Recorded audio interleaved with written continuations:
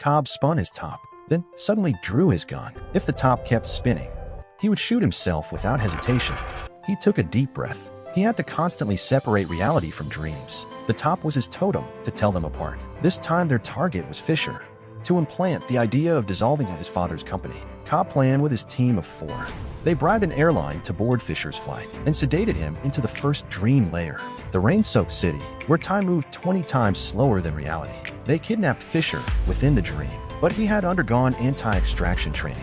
After escaping to a hideout, they found their benefactor Saito, wounded from the fight. Cobb explained they used a powerful sedative. Death in the dream would trap them in limbo forever.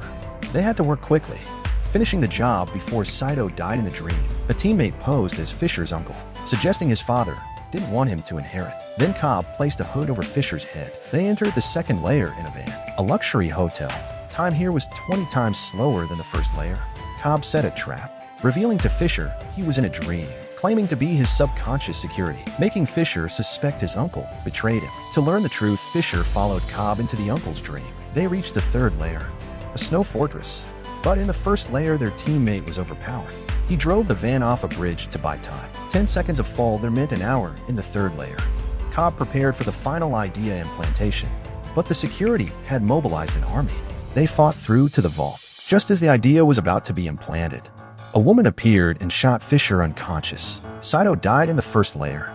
Cobb descended to the fourth layer to find Fisher, a place he and his deceased wife Mal once shared. To keep Cobb there, Mal hid Fisher. He offered to stay in exchange for Fisher's location.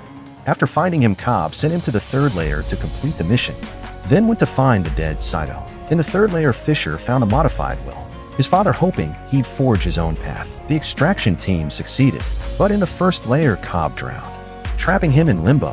When Cobb found Saito, decades had passed. Both had forgotten they were in a dream. Seeing a perpetually spinning top on a table, Cobb remembered and convinced Saito to shoot themselves. On the plane, everyone walked. Cobb returned home and spun his top, then ran to embrace his long-awaited children. The top continued to spin,